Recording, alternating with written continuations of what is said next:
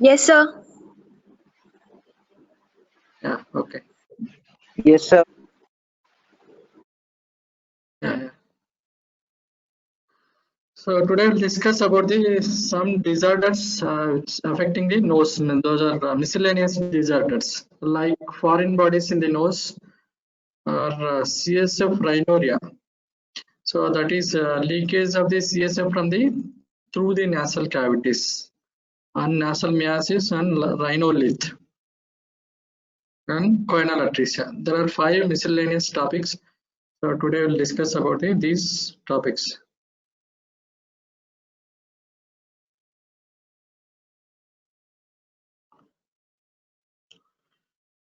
So these are the 5 topics I'm going to discuss today. CSF rhinorrhea, nasal foreign bodies, rhinolith. Rhinolith is nothing but stone formation within the nasal cavity.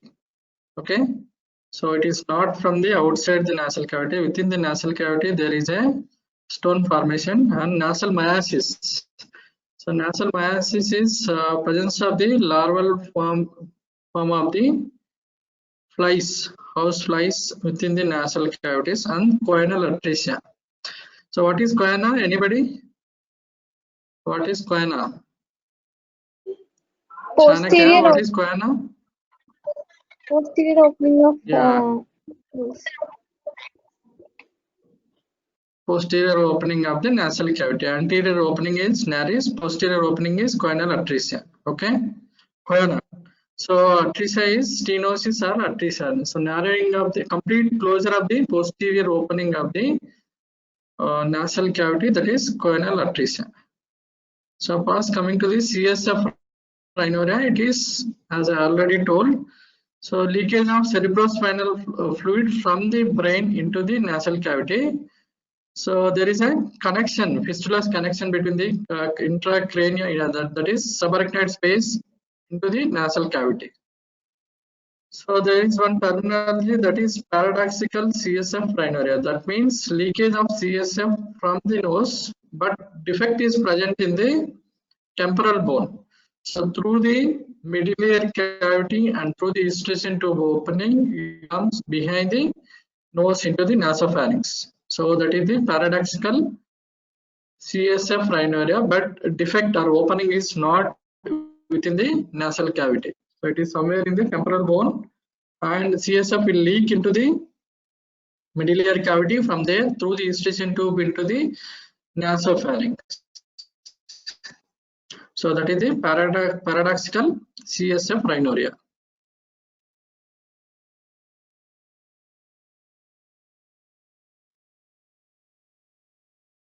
So coming to the etiology for CSF rhinorrhea, most of the time it is due to trauma, or any road traffic accident will cause the skull base injuries or base of the skull bone fractures.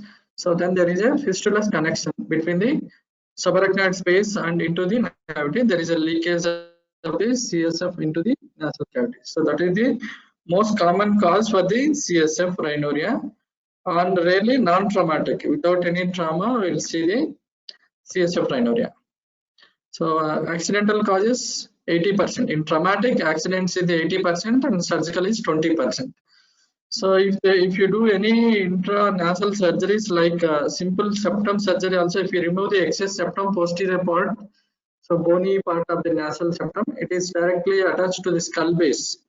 So through the perpendicular plate of the ethmoid bone, if you remove that bone, there is a chance of fracture in the skull base and there is a leakage of the CSF. So like other surgeries, endoscopic sinus surgery, if you do the extensive nasal surgeries, functional endoscopic sinus surgeries,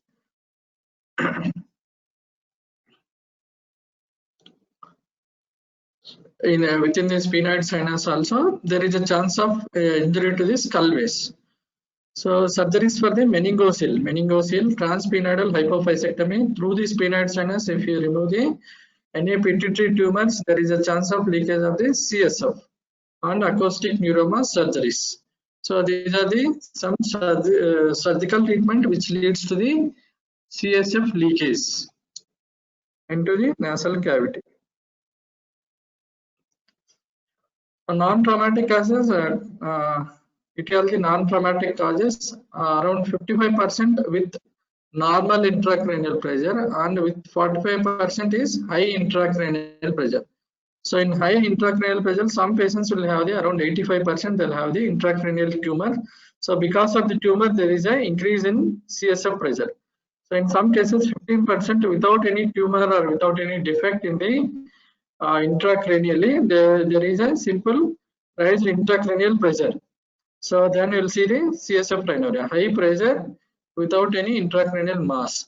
So in 55% normal intracranial pressure, but there is a CSF leakage. So there is a congenital anomaly in the skull base, focal atrophy in the this focal atrophy of the brain, osteitis and osteomyelitis of the skull base, cough and excessive straining, and idiopathic without any reason, without any specific reason. We'll see some cases, simple CSF leakage. So this is about the etiology of the CSF rhinorrhea: traumatic, non-traumatic, with intracranial pressure, without any pressure rise in the intracranial. So pathways for CSF rhinorrhea. So it may drain into the nasal cavity through the anterior cranial fossa, anterior, middle, and the posterior cranial fossa. So in this picture, you can observe these three green arrows are from the anterior cranial fossa, blue one is from the middle cranial fossa, and red one is from the posterior cranial fossa. So from the anterior cranial fossa, it may drain through the frontal sinus. So if there is a defect in the posterior wall of the frontal sinus, it will drain into the frontal sinus, then into the nasal cavity through the roof of the ethmoids, or perpendicular plate of the ethmoid, then through the sphenoid sinus. So these are the three routes from the anterior cranial fossa: from middle cranial fossa, through the sphenoid sinus, or through the medullary cavity. So from posterior cranial fossa also, from sphenoid sinus and through the medullary cavity. So that is CSF otorrhea, then into the CSF rhinorrhea. First into the medullary cavity through the eustachian tube, then into the nasopharynx. Symptoms: the most common presenting symptom is unilateral watery nasal discharge. So that is the most common presenting symptom of a patient with CSF rhinorrhea. So most of the time it is unilateral. So 99% it is unilateral only. We will see the clear watery discharge from the single nasal cavity. So the important feature of this nasal discharge is it is clear, watery, and it cannot be sniffed back. So if it is a nasal discharge, the main thing is you need to differentiate from the nasal discharge from the CSF rhinorrhea. So here it is a clear watery discharge, and important clinical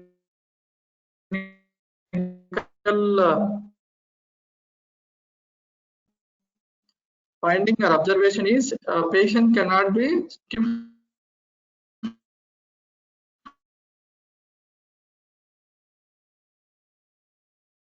sniffed back that discharge, nasal discharge.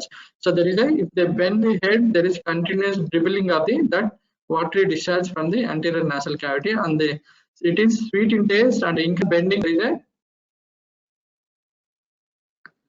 so increase.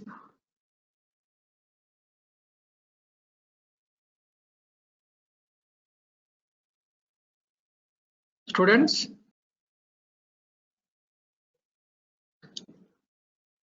Chanakya? Yes, sir. Students? Yes, sir.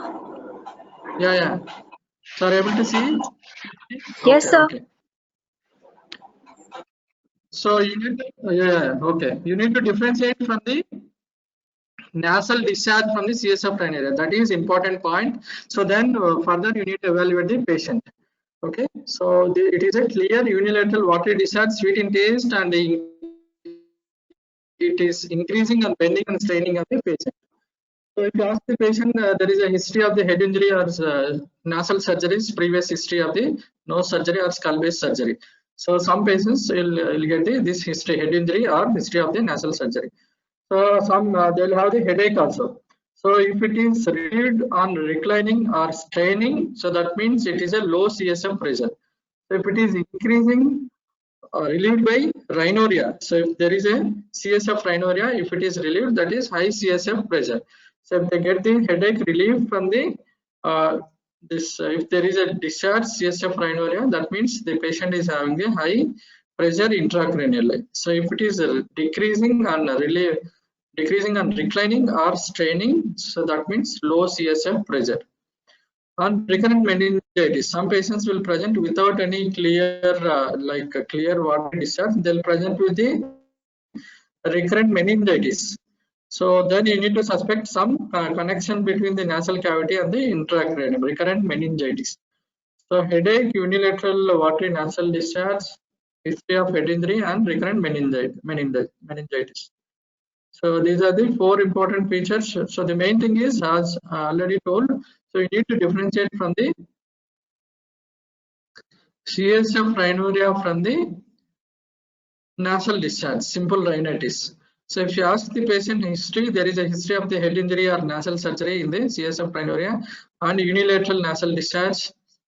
So, and there is no any history of the sneezing or itching like allergic rhinitis. If you ask the rhinitis patient, there is a nose block and the sneezing. So it is clear watery, and it is sometimes this nasal discharge will be mucoid. Flow, if you see, intermittent, and if you are bending and straining, there is a continuous flow in case of the CSF rhinorrhea. In case of rhinitis, it is a continuous nasal discharge, no effect of bending or straining on the nasal discharge. Taste is sweet in the CSF rhinorrhea, it is salty in the nasal discharge. Character is watery. So the character of the discharge is clear watery in the CSF rhinorrhea and watery or mucoid in the nasal discharge. So it is rhinitis. So in case of allergic rhinitis, you'll see the clear watery discharge. Normal this rhinitis, infective rhinitis or bacterial rhinitis, you will see the mucoid discharge. So if you see the sugar levels in the CSF, it is compared to the nasal discharge, it is more than 30 milligrams per deciliter. Beta-2 transferrin is a specific protein which is present in the CSF rhinorrhea. It is absent in the nasal discharge, normal nasal discharge. So you can test the liquid for this solution for the sugar content and the beta-2 transferrin. So sugar content is more in the CSF, and also beta-2 transferrin is specifically present only in the CSF. It is absent in the normal nasal discharge. So if you are able to find out the beta-2 transferrin and the increased sugar levels or more sugar levels in the nasal discharge, so that means that is clearly a case of CSF rhinorrhea. So those are the simple biochemical tests. You can know you can differentiate from the nasal discharge from the CSF rhinorrhea. So on examination, signs are the reservoir sign or teapot sign. So that means you should ask the patient to bend forward. There is a clear nasal discharge on one side. So that is called the teapot sign or reservoir sign. Halo sign, target sign or double ring sign is. So in case of the traumatic CSF rhinorrhea, if the CSF is mixed with the blood, if you put the CSF on the tissue paper, there is a peripheral CSF halo around the central blood on the filter paper or pillow cover. So that is called the halo sign or target sign or double ring sign. If the CSF is mixed with the blood, so in the center the blood will be accumulated, and peripheral there is a halo with the CSF rhinorrhea. So that is the halo sign or double ring sign or target sign. Third one is the handkerchief sign. So if they ask the patient to collect in the handkerchiefs, so because of the mucoid element in the nasal discharge, the handkerchief will be stiffened in case of the nasal discharge, but it is normal in case of the CSF rhinorrhea.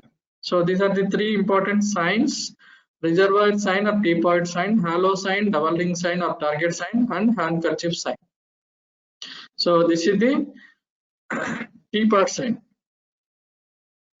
So if they bend, you will see the clear dribbling of the watery discharge from the nasal cavities. That is the teapot sign. This is the clear peripheral halo by the CSF. If you put this collected secretions over the filter paper or pillow covers, you will see the central blood and peripheral CSF halo. That is the halo sign, double ring sign or target sign.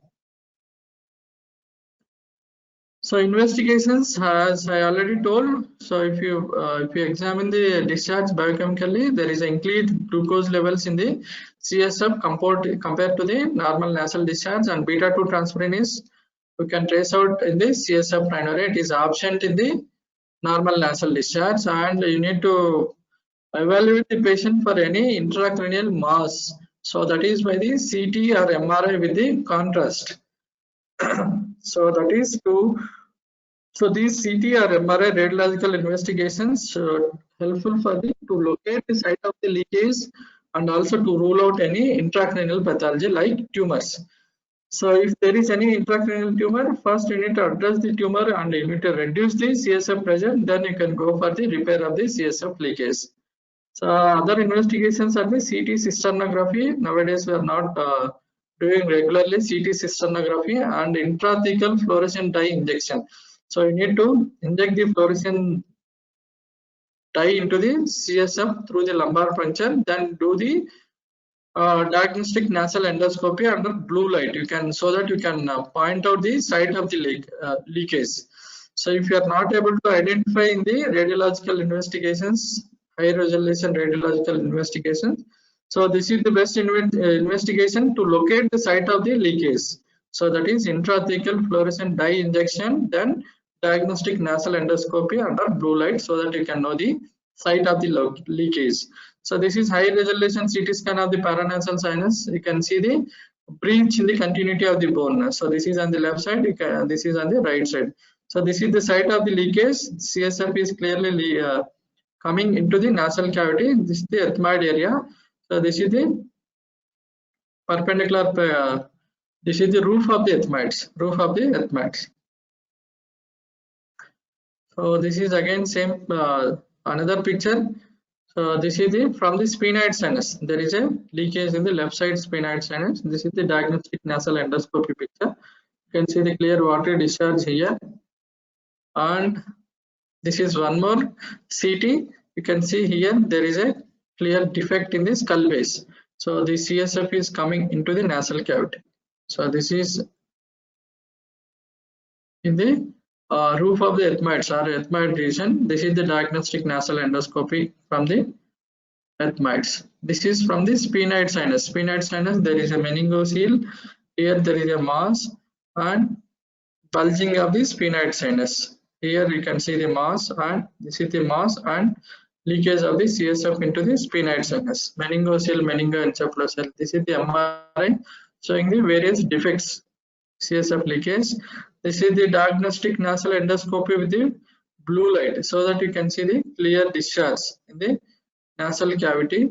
So that is to point out the site of the leakage. So coming to the management after investigation, after the thorough evaluation of the patient, you need to rule out any skull base defect along with any intracranial pathology.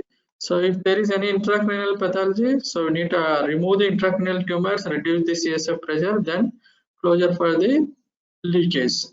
So conservative management and surgical management, most of the time we may require surgical treatment for these patients. The conservative treatment, we can try for the immediate post-traumatic leakage, immediate post-trauma, immediately after head injury. If the leakage is very small, within 48 hours, then you can try for the conservative treatment. Small post-operative leaks, post-surgery, if it is small leakage, you can try for the conservative treatment. Conservative treatment is nothing but you need to try to reduce the CSF pressure intracranially and ask the patient to avoid the excessive straining. So those will aggravate the symptoms. And those who are poor risk for the surgical treatment. Conservative treatment is bed rest in head up position. So 30 degrees, you need to elevate the head of the bed, avoid coughing, sneezing and nose blowing and the straining. So if the patient is having the constipation, you need to give the laxatives. If the patient is having the dry cough, you need to give the antitussives. So these two will reduce the intracranial pressure by avoiding the straining, excessive straining. Medications to reduce the CSF pressure like diuretics, acetazolamide and the furosemide. So these two will reduce the CSF pressure. So if, even though after giving this acetazolamide and furosemide, if still there is a high intracranial pressure, then you can go for the repeated removal of the CSF via repeat lumbar taps or indwelling lumbar subarachnoid drain. And also you should give the prophylactic antibiotics to prevent the repeated meningitis. So indications for surgical treatment. So when you want to do the surgical treatment, that is non-traumatic CSF rhinorrhea. So without any trauma, without any specific traumatic history or surgical history. So idiopathic this CSF rhinorrhea, failed conservative management after 2 weeks, delayed post-traumatic CSF leakage. So if the CSF leakage is present after 48 hours of the road traffic accident, massive post-operative leaks. So post-operative leak is, if it is massive, then you can go for the surgical treatment. Associated facial fractures. Then if there is any meningitis or pneumocele refractory to the conservative treatment after 1 week of conservative treatment. Surgical approaches, most of the time we can do if the leakage is very small or less than 1 centimeters, and if you are able to identify the site of the leakage, you can go for the endoscopic treatment through the nasal cavity. You can close the defect by using the different layers of the covering. So that is precisely located leak and single small leak less than 1 centimeter. So intracranial approach, if the non-identifiable leaks or multiple leaks, or if the leakage is more than 1 centimeters, then you can go for the intracranial approach. So intracranial approach will have some side effects post-operatively. So we need to open the cranium. So intranasal is very easy without any major side effects. We can approach the skull base. So we can locate the site of the leakage. Then we should cover the site of the leakage by these 4-layered technology. That is bone graft, temporalis fascia, or pericardium, fat over this temporalis fascia, then gel foam or merocil. These are the absorbable gelatin materials. So to give the support to these 3-layered covering, we'll put the merocil or fat. So first thing is the bone graft. So bone should be kept intracranially over the defect. This is the defect. This is the bone. So you need to cover the entire defect. Little bit excess bone also you should keep within the intracranially. Then over the bone, temporalis fascia or pericardium. Then fat. This 3rd layer is the fat. 4th layer is the gel foam or merocil. This is the absorbable material. So you can see here, this is the bone graft over the defect. This is the pericardium. This entire white layer is the pericardium. So that is about the conservative treatment and the surgical treatment. So if the leakage is small, you can try for the conservative treatment without any raised intracranial pressure or without any further defects in the intracranially, then you can go for the conservative. So if it is not reducing with the conservative treatment for 1 or 2 weeks, then you should go for the surgical treatment. That is by the 2 approaches, endoscopic or intracranial approach. If the defect is less than 1 centimeter, if the site of the leakage able to identify pre-operatively, then you can go for the transnasal endoscopic repair of the CSF leakage by the 4 layers. That is by the bone or pericardium, fascia. Mostly we will use the temporalis fascia or fascia lata. Then fat over the fascia. Then merocil or gel foam. Those are the sponge. Those are the absorbable materials. No need to remove those gel foam or merocil. So then coming to the second topic, that is the foreign bodies in the nose. So most of the time we will see these foreign bodies in the children's while playing. They'll keep accidentally into the nasal cavities or mentally challenged adults. So most of the time we'll see in the children's. So there are different types of the foreign bodies we'll see in the nasal cavities, vegetative and non-vegetative and minerals. So like plastic toys, washer. Most commonly we'll see these seeds, vegetable seeds like pea, maize, gram, bean and nut. So and we'll see sometimes paper, cotton wool or pencil or slate pencil eraser, chalk, all these are the common foreign bodies in the nose. Mostly you'll see the children between the 2 to 6 years or 4 to 6 years. So animate foreign bodies will rarely maggots, leech, and the insect.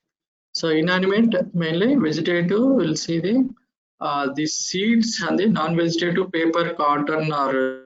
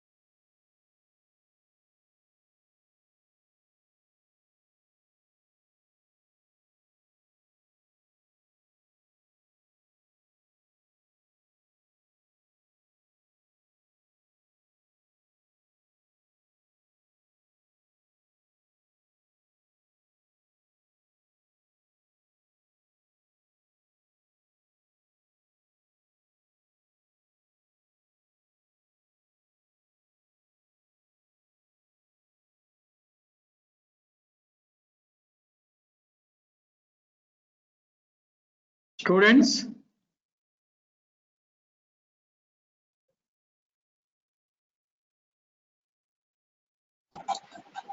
Yes, sir. Yeah. Sorry for the interruption. There is some net problem here. So are you able to see now this PPT? Huh? Yes, sir. Okay. So mostly you'll see the accidental insertion, self-insertion, not accidental insertion, self-insertion by the childrens. This accidental insertion is very rare. So self-insertion into the anterior nasal cavities by the childrens accidentally while playing. So neglected foreign bodies nose will lead to the. So usually if the parents will notify the foreign body in the nose, then immediately they'll get the child to the ENT surgeon, then will remove. So if they neglect the foreign body, if they don't identify the foreign body, then there is some problems with the long-standing foreign bodies. So there is a stress of the secretions and infection in the nasal cavities, pressure effect and mucosal damage over the nasal septum and the lateral wall of the nose, ulceration and granulation tissue formation of the mucosa, calcification of the incipitated mucosa, and rhinolith formation. And sometimes if they put the disc batteries may cause the necrosis and septal perforation within hours. So we need to remove these batteries immediately, lithium batteries. There is a mucosal injury and septal perforation. And rhinolith formation is nothing but stone formation within the nasal cavity if we neglect the foreign body. Symptoms usually nasal obstruction, purulent or blood-stained nasal discharge, or frank epistaxis, and hypoosmia or anosmia. Complete if there is a complete blockage of the nose. So in animate foreign bodies, there is serosanguinous or foul-smelling discharge, and marked swelling of the nose, cheek, face, and the fever if it is a animate foreign body. So in inanimate foreign bodies, we'll see the unilateral nasal obstruction, purulent blood-stained nasal discharge in the children. So it is a important clinical symptoms to rule out the foreign bodies in the nose. These are the different foreign bodies, diagnostic nasal endoscopic picture. So this is a metallic ring we can remove by using the forceps, metallic ring. So this is the live leech in the nasal cavities you can remove by using the forceps. So this is again metallic screw. So diagnosis, it is clinical diagnosis and anterior rhinoscopy. You can see clearly visualize the foreign bodies if you do the diagnostic nasal endoscopy. Clinical symptom is so unilateral nasal obstruction with the blood stain or foul smelling nasal discharge in children for longer duration, more than 10 days like that. So unless proven otherwise, it is foreign body. Foreign body may be seen in anterior rhinoscopy, so that you can remove. So if it is hidden, then you can go for the diagnostic nasal endoscopy or probing. If you pass the probe, so that you can feel the foreign body in the nasal cavity. So rarely we may require this radiological investigation. Otherwise, nasal endoscopy. And if it is a radiolucent foreign body, you can go for the endoscopy. Radio opaque, then you can go for the X-ray. So treatment is we need to remove the foreign bodies. Mostly will remove without any anesthesia in OPD. If the child is cooperative, so you can pass the curved foreign body hook or eustachian catheter pass behind the foreign body, then drag the foreign body along the floor of the nose into the anterior nasal cavity. So if they are non-cooperative persons, then you should go for the general anesthesia. Under general anesthesia, you should remove the foreign bodies. So this is the nasal dressing forceps usually will use for the foreign body removal. This is the catheter, blunt hook will use usually. So we'll pass the hook behind the foreign body, then we'll drag the foreign body like this. Rhinolith is, so there is a stone formation within the nasal cavity. Neglected foreign body nose buried in a granulations or insupplated nasal secretions or blood. So that forms around the nucleus, around which coating of calcium and magnesium salts. So then it leads to the rhinolith formation or stone formation. So it is gradually grows in size and it is irregular mass filling in the nasal cavity. So it is grayish black or black or the brownish in color. So because of the pressure necrosis, if it is present for the longer duration, there is a pressure necrosis of the septum, nasal septum or lateral wall of the nose.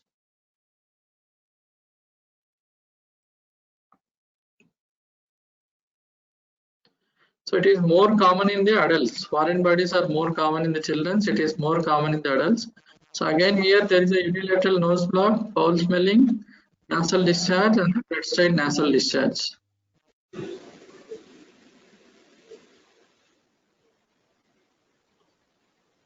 Roll number 65. Please mute your mic.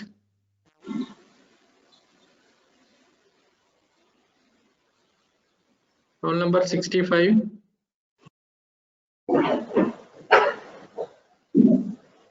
Srikanth.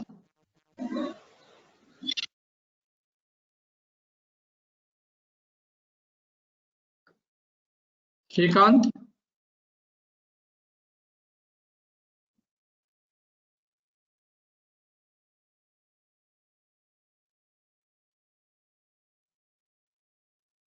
So this rhinolith is more common in the adults. Foreign bodies are more common in the children. Clinical picture is similar. So unilateral nose block, purulent discharge or bloodstained nasal discharge. Sometimes we'll see the in rhinolith frank epistaxis and the neuralgia due to the mucosal ulceration in the septum and the lateral wall. So there is a brownish or grayish irregular mass on examination. So it feels stony, hard and probing or brittle and may break off while probing. And sometimes it may be surrounded by the granulation tissue. Chanakya.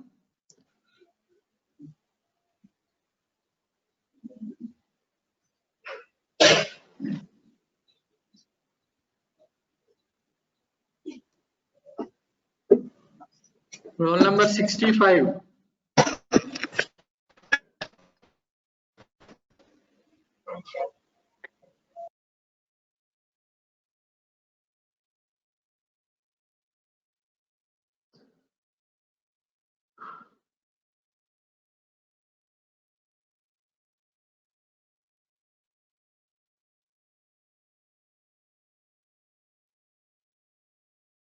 Students, Yes, sir. 65.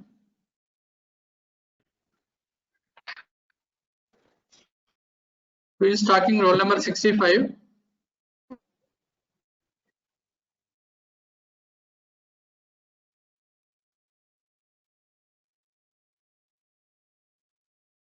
So this is the rhinolith on examination and diagnostic nasal endoscopy. You can see the irregular mass in the nose, anterior part of the nose. This is the X-ray PNS. You can see the mass in the nasal cavities. So usually remove this rhinolith under general anesthesia. So majority removed endoscopically with local anesthesia or general anesthesia. If it is painful or large, then you should go for the general anesthesia. So if it is very large, we may require to break this rhinolith, then remove the piecemeal. If it is very large and hard, we sometimes rarely may require the lateral rhinotomy.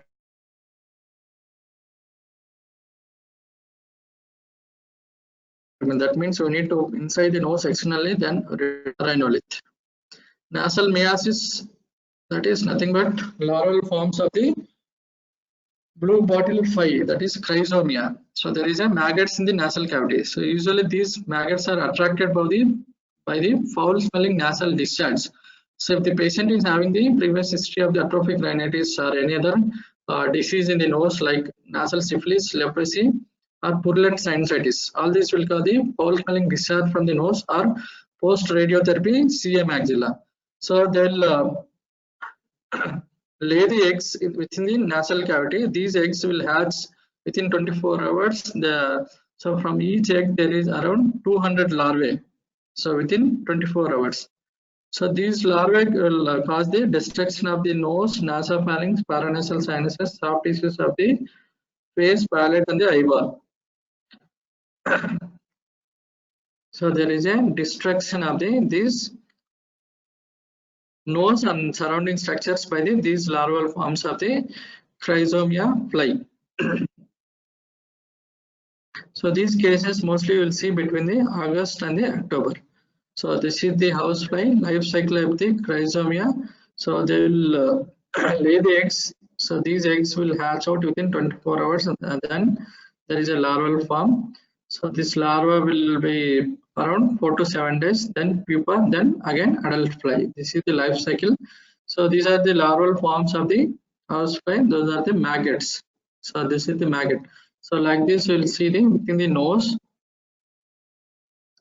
So clinical features of this nasal meiasis is intense nasal irritation, sneezing, lacrimation, and headache for the first 3 days.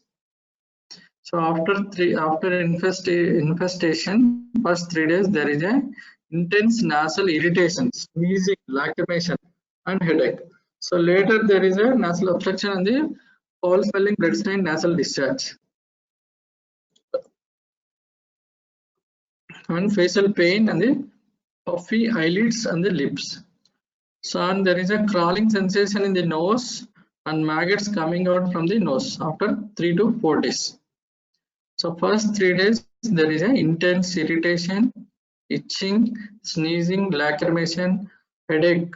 So then there is a nasal obstruction and the foul smelling, facial pain, puffy eyelids and the lips. So after 3 to 4 days there is a crawling sensation in the nose and maggots coming out slowly.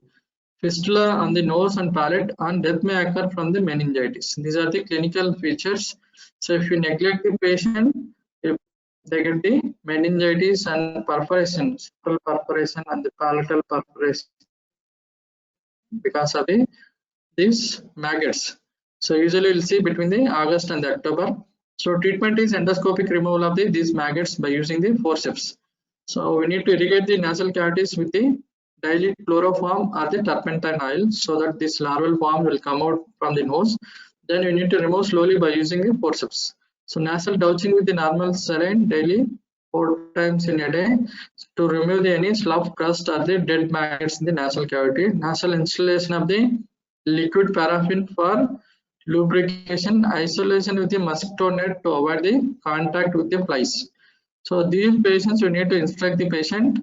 So they have to use the mosquito net because they have a loss of sensation in the nose, especially in the atrophic rhinitis patients, so that they don't know the sensation in the nose, so that easily these flies will come into the this nasal cavities and lay the eggs. So antibiotics to control the secondary infection and maintenance of the nasal hygiene. So these are the important. So slowly we need to remove these maggots by using the forceps and maintain the nasal hygiene to prevent the secondary infection, bacterial infection. We need to do the antibiotics. So next topic is choanal atresia. So posterior opening of the nasal cavity is choana. So if it is completely closed by birth, that is the choanal atresia. So most of the time it is congenital atresia, congenital choanal atresia. So it is due to the persistence of the bucco-nasal membrane or oronasal membrane or failure of the rupture of the. So these two will disappear in the embryonic life. So if there is a persistence of the bucco-nasal membrane or failure of the rupture of the bucco-pharyngeal membrane and medial outgrowth of the palatal process, abnormal mesodermal adhesion in the choanal area, or prenatal use of the anti-thyroid medication, that is the carbimazole, and proliferation of the epithelial cells within the nasal cavities. These are the etiology or embryological changes that leads to this choanal atresia. So this is the Rathke's pouch, this is the bucco-nasal membrane, and this is the primitive palate. So usually it will disappear, and this is the bucco-pharyngeal membrane. So if there is persistence of this bucco-nasal membrane or failure of the rupture of this bucco-pharyngeal membrane, that leads to the complete choanal blockage. This is the 6th week embryo, this is the 7th week embryo. So normally it will disappear by the 7th week, so that in embryonic life they can take the breathing through the normal this anterior nares and the posterior nares. This is the choana, definitive choana. So by the 9th week there is a formation of the definitive choana. So if there is persistence of this bucco-nasal membrane, then it leads to the this choanal atresia. So usually it is unilateral or bilateral. The ratio is 3:2. That means unilateral more common compared to the bilateral. So it may be bony or membranous or combined. So membranous is 60%, bony is 30%, and both is 10%. Both is 60%, membranous is 10%, and pure bony is 30%. It is associated with some other defects, that is the coloboma of the iris, atresia of the choana, genitourinary abnormalities, that is the Charge syndrome. Charge syndrome, there is a atresia of the choana, choanal atresia in the Charge syndrome. So clinical features, if it is unilateral, there is no major problem, usually present at the 18 months with feeding difficulty or unilateral nose block or unilateral nasal discharge. If it is bilateral, present at birth with hypoasphyxia when mouth is closed. Neonates are obligate nasal breathers, so they don't know how to take the mouth breathing, neonates. So they immediately after birth they will present with the asphyxia. So suddenly they are unable to take the breathing because they are absolute nasal breathers. They don't know how to take the breathing from the mouth. So if it is bilateral, immediately they will present. And one more important clinical picture here is clinical feature, paradoxical cyanosis.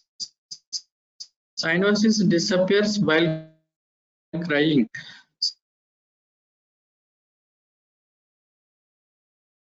Suppose if there is any heart defects in the children, if they cry, they will get the cyanosis.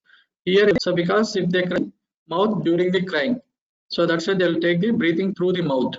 So then there is a disappearance of the cyanosis. So that's why this is called the paradoxical cyanosis. And they'll have the feeding difficulty, fatigue, and the frequent upper respiratory tract infections. So on examination, mucoid nasal discharge without air bubbles in the nasal cavity, failure to pass the Foley's catheter 8 number Foley's catheter through the nasal cavities. Absence of the fogging in the cold spatula test, lack of movement of the thin wisp of cotton placed under the nostrils, and cyanosis results on putting an oral airway. So we can put the oral airway to prevent the cyanosis. So investigations mainly HRCT of the this nose and paranasal sinuses to know the defect type and the thickness of this atretic plate, whether that is membranous or bony. And rhinogram is we need to instill the dye into the nasal cavities, then take the radiological X-rays in lateral films. So flexible nasopharyngoscopy or diagnostic nasal endoscopy with small scope, that is the 2.7 mm. Usually we will use the in adults 4 mm. It is 2.7. So we need to pass the endoscope either rigid or flexible scope so that you can feel the obstruction in the choana. You can't pass the flexible scope and you can see the obstruction in the choana region. So this is the choana, entire choana. This is the septum. So completely choana is blocked with this choanal artery side, maybe membranous or bony. So that is you can feel by the passing the probe, or you can see by the taking the HRCT of the temporal bone. So this is the normal posterior choana. So this is the bilateral closure of the choana by the membrane or bone. This is the rhinogram. So this radiopaque dye will not come into this nasopharynx. So this is the airway. So because there is complete block in choana, so for the breathing it will clear the airway. So this is the CT scan. You can see the, so here it is completely closure. So this is the membranous atresia. This is the bony atresia. So unilateral bony. This is, if you observe this side, this is completely free. So this black line is the air column. So this is the nasal cavity. On the other side, this is the nasal septum. There is a bony closure on the unilateral side. This is bilateral membranous closure. So you need to address the bilateral closure immediately. Unilateral you can wait. So treatment is an emergency endotracheal intubation and tracheostomy in case of the bilateral choanal atresia. McGovern's technique is nothing but we need to take the large feeding nipple and we need to make a hole in the feeding nipple so that we can insert that perforated feeding nipple into the oral cavity of the baby so that they can take the mouth breathing.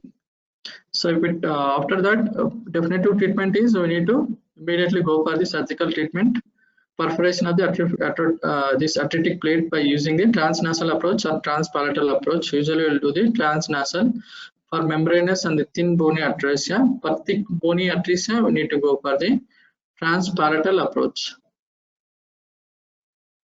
So this is like this, we'll place the patient by using the micro drill, and this we need to pass the endoscope, visualize this choanal atresia and drilling of the atretic plate. Here you can see the opening of this atretic plate.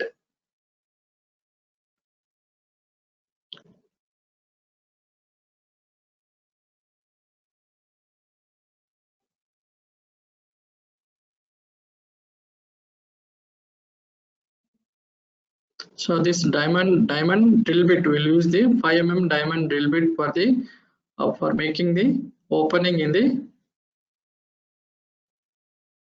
choanal atresia if it is bony. So that is about the choanal atresia. All these 5 topics are important for you in the final examination, theory examination. So CSF rhinorrhea, foreign bodies in the nose, both animate and inanimate, rhinolith and choanal atresia, and maggots, nasal myiasis. All these 5 questions are important 4 marks questions for you in the final theory examination. Okay.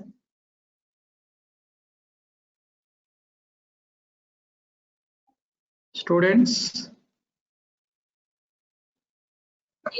Yes, sir. Who is talking?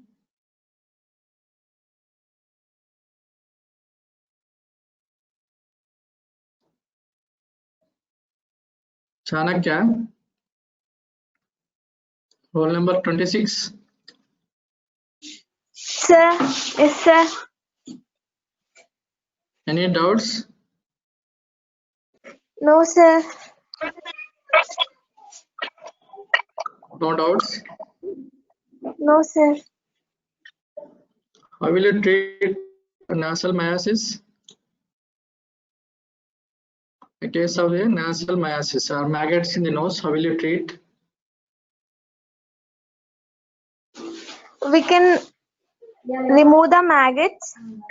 We can remove the larva maggots, and we can give any antibiotics in case of any infection. And we can suggest them to avoid recurrence. How will you suggest them? In case So of you need to atopic, instruct the in case of atopic rhinitis. they don't have any sensations. So maintain some mosquito nets. So that the flies will not reach the nasal cavities there. So always they have to sleep under this mosquito nets. Okay, and they have to maintain the nasal hygiene. To prevent the secondary infection, we need to give the systemic antibiotics.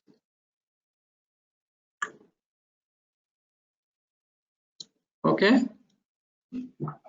Okay, sir. What is the main reason for the choanal atresia? What is the embryological etiology for choanal atresia? That is persistent of the bucco-nasal membrane.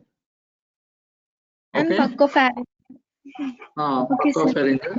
So it may be unilateral or bilateral, membranous or bony, or both combined. So if it is unilateral, we can wait because the patient can take the breathing through the other nostril. If it is bilateral, we need to immediately go for the surgical treatment by the transnasal approach by using the micro drill. Foreign bodies, both animate and inanimate.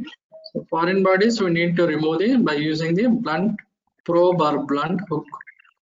So we need to pass the blunt hook behind the foreign body, then drag the foreign body anteriorly.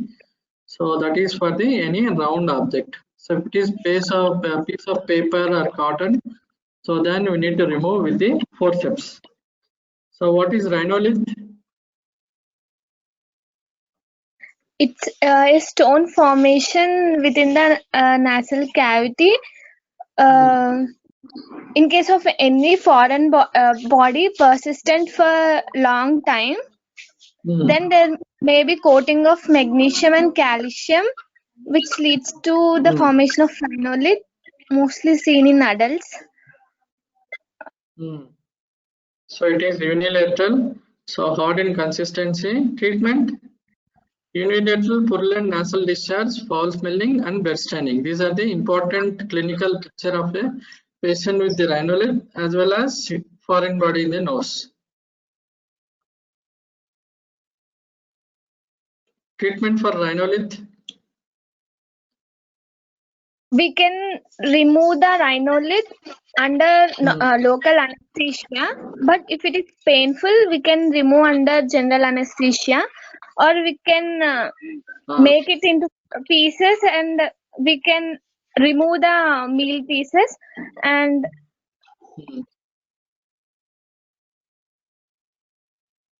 if it is very big and hard, then you can go for the lateral rhinotomy. You need to give the incision outside the nose. So that is the lateral rhinotomy. CSF rhinorrhea. What is CSF rhinorrhea? In case of any head injury or any tumor or trauma to the skull base or nose, or in case of any surgery, there is a leakage of CSF through the nose.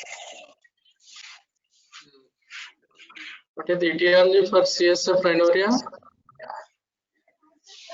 Etiology: in case of any traumatic or non-traumatic. In traumatic, it may be an accident, or in case of any surgery of the nose or skull, In non-traumatic, it may be any tumors or increased intracranial pressure like hydrocephalus, brain tumors. Okay. So what is the important clinical feature of a patient with the CSF rhinorrhea? Clinical feature. There is an intermittent leakage, especially on bending and during straining.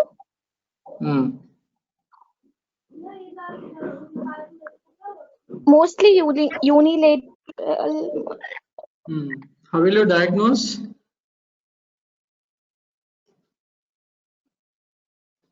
Diagnosis by this CT scan. We can do CT scanning or by the lumbar intrathecal fluorescent dye injection plus some endoscopic observation under blue light. MRI in case of any tumors. CT scan and MRI with contrast to rule out the intracranial mass lesions and also as well as to locate the site of the lesion. And 3 signs. By 3 signs we can also diagnose. Biochemically, how will you diagnose? Glucose level. Glucose level more than 30 milligrams, and by beta transferrin, which is present only in CSF. Beta 2 transferrin. Okay. So treatment.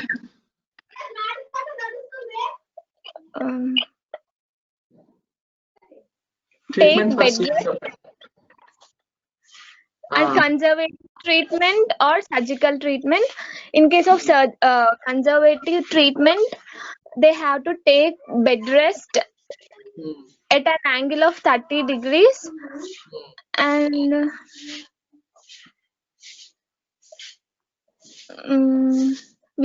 avoidance of the excessive straining, and we can give the this diuretics.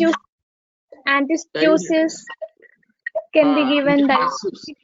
Antitussives and laxatives to prevent the cough and constipation. Okay, so that is the conservative treatment. Surgical treatment.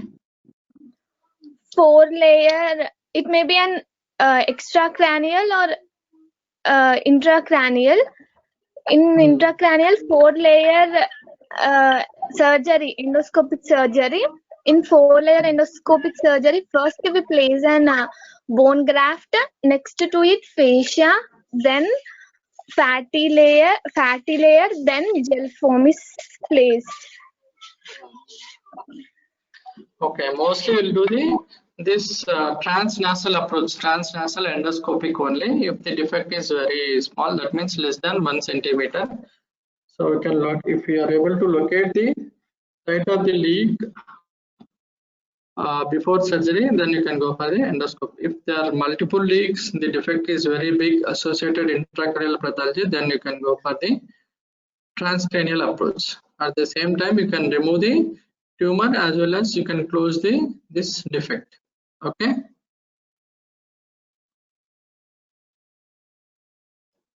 Thank you. Thank you, sir.